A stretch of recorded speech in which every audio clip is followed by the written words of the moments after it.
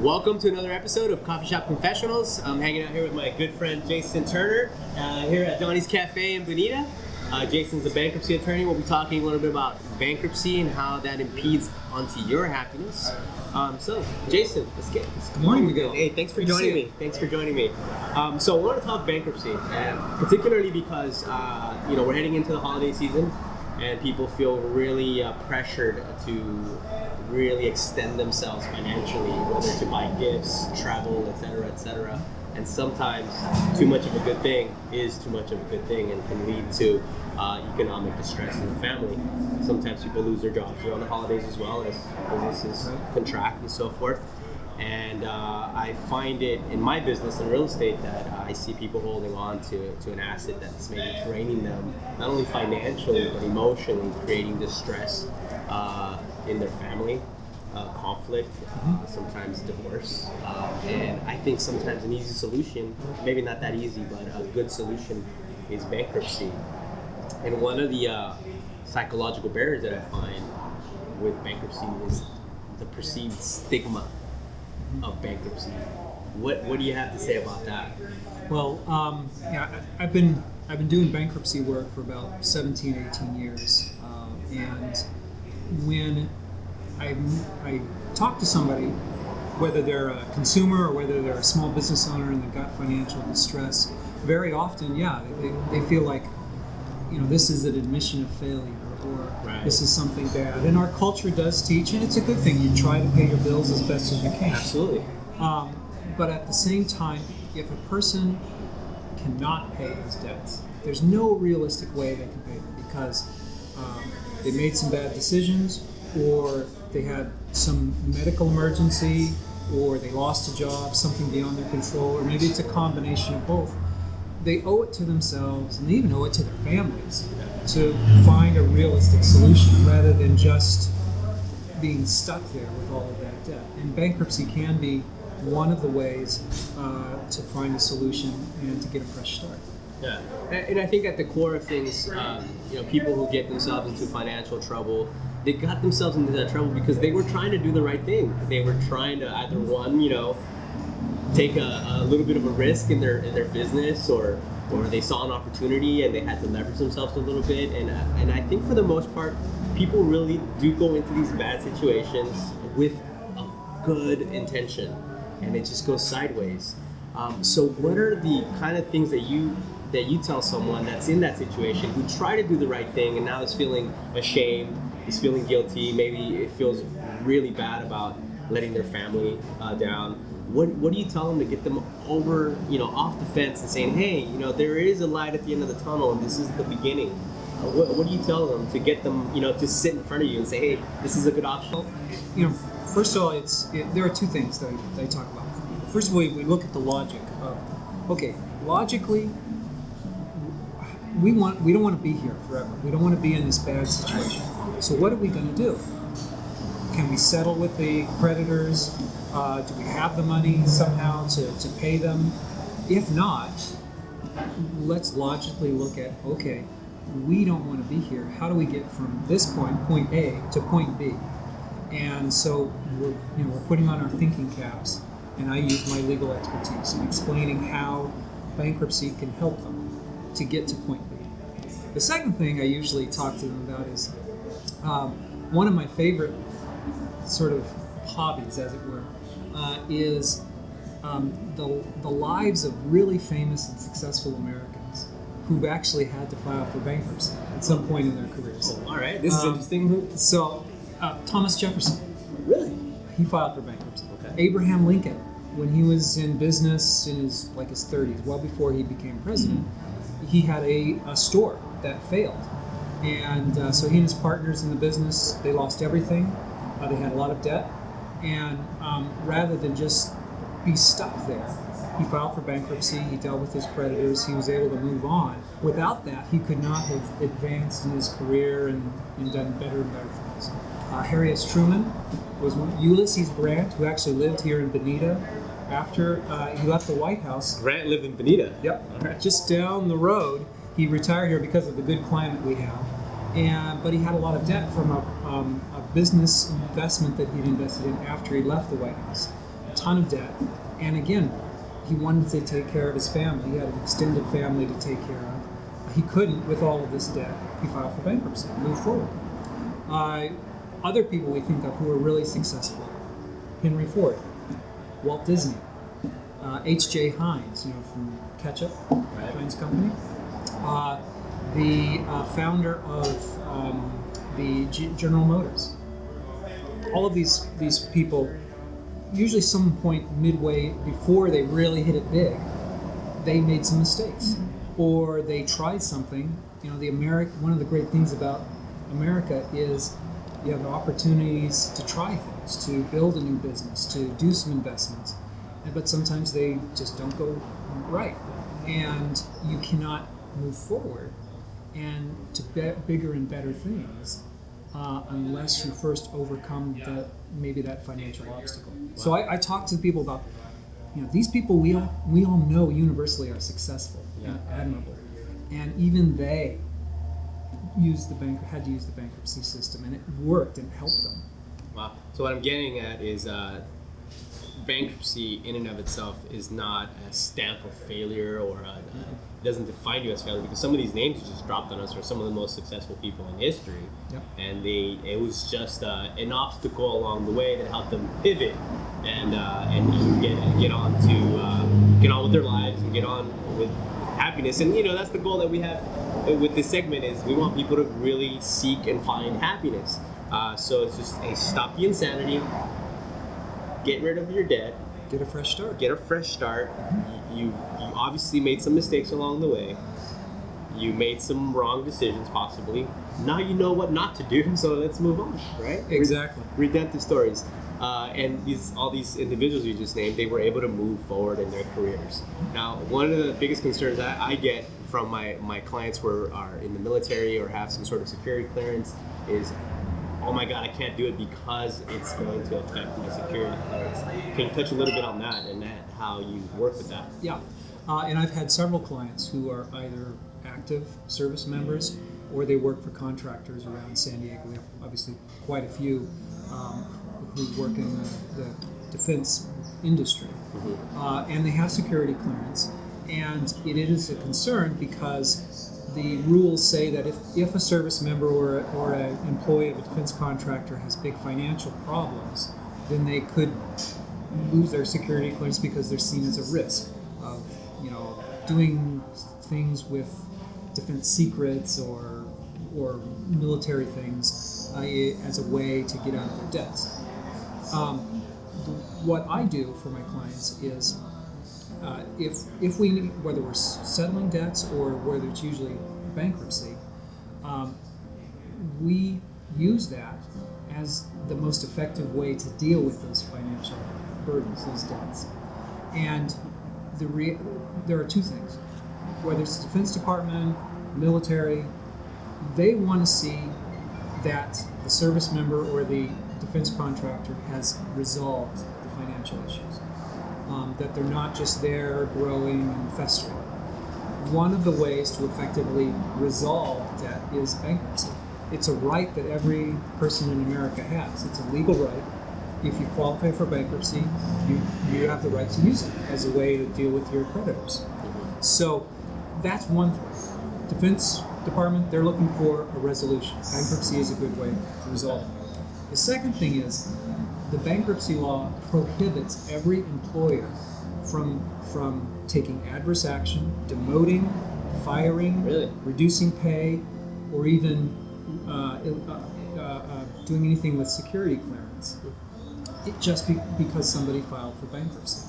And that covers even government employers. So it's in the bankruptcy code to prohibit essentially employment discrimination, because an employee has done the right thing, they've taken the steps to get a fresh start. So all of those things we use when we have a service member or a defense contractor who needs to file for bankruptcy. We take care of their debt. Their security clearance is safe.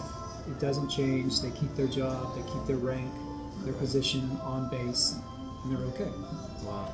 Now, in my personal experience, bankruptcy has helped some of my clients in real estate settle some debt. In particular, junior loans that have gone maybe sideways. Can you talk a little bit about how bankruptcy can help reduce debt and so forth in a real estate scenario? Yeah, if someone has, there are some types of real estate loans which under California law are called non-recourse, which means the lender cannot go after the person personally. That's like if there's a foreclosure. Right. But usually if there's a foreclosure and there were two loans on the property, well, only one was technically foreclosed. Yeah. So the other loan becomes unsecured debt, and somebody later is going to try to collect it. Bankruptcy is a good way to wipe out all of that liability after that property is gone. Because the main purpose of bankruptcy is to give the person a fresh start. They can't really get a fresh start. They've already had the loss of the property, or they have to give it up. But they cannot move forward, but they still are saddled with $100,000, $200,000 of what is now unsecured old debt. Wow. Now, I know this might be a tough task to pull off, but if you could give our audience here a little bit of an anatomy of a bankruptcy, and I know there's there's different bankruptcy types, but just a very generalized bankruptcy anatomy. What does it look like from beginning to end for a prospective person who needs to file for bankruptcy? Well, when we are looking at, when we're looking at bankruptcy for an individual, and that's whether it's a consumer or a small business owner. The main types of bankruptcy we're looking at is either Chapter 7 or Chapter 13. Chapter 7 is the simpler kind of bankruptcy. Usually takes about 3 to 4 months. And the person files, they list all of their debts, they list all of their assets. Usually when they come to me, they don't have a lot of assets left. Maybe they just have debt. Yeah, maybe they have a little equity in their house. These days, houses are going up in value, so they may have a little of equity, but that's fine. We can protect that. All of the debt can get wiped out. Generally, just about any debt except for student loans or child support or spousal support, or like recent taxes from the last 3 years. Just in general, just about everything else will be wiped out, and they don't have to make any more payments on those debts. If they have a house with a mortgage, they can keep it as long as they keep up with the payments. If they have a car loan, they can keep the car as long as they keep up with the payments. And that's the process of Chapter 7.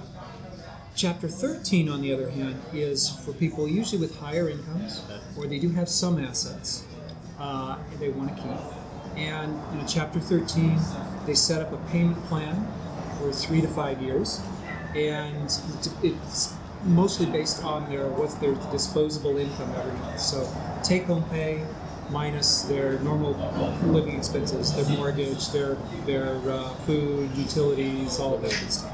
What's left over, they pay into their plan. The trustee in their case distributes it among the unsecured creditors, and maybe the unsecured creditors get pennies on the dollar. In Chapter 7, those creditors would have gotten zero cents on the dollar. But in Chapter 13, they get a small percentage usually. And that's also, Chapter 13 is a great way if somebody, let's say somebody's 12 months behind on their mortgage, and a foreclosure is about to happen, but they want to keep the house. Chapter 13 allows them to stop the foreclosure. Stops everything. And they pay those arrearages through their plan. Okay. So then they can keep their house. Wow. So on that note, let's talk a little bit about how bankruptcy may affect, and I know every individual is different, but in general terms, how it may affect consumers' credit. And I know, sometimes these individuals, they want to get started with their lives again, and they might need to finance a car. How soon can they finance a car, or get a credit card, or maybe even buy a house? Well, generally, this is all after the discharge. Mm-hmm. So usually within 4 to 6 months after discharge, that consumer is getting credit card offers. And the first ones may be high interest, but if somebody gets a card, even if it's high interest and they're paying it off every month, their credit's going to get better and better. Your credit score improves month after month after a bankruptcy discharge based on not having judgments, not having collections, not having late payments. And all of the past things they no longer hurt you. Right. You know, if you were 60 days late on a credit card before you filed the bankruptcy, and that one's wiped out, well, it's not going to show up again and again in 60 days or 90 days or 100. That's done. It's just discharged. Yeah.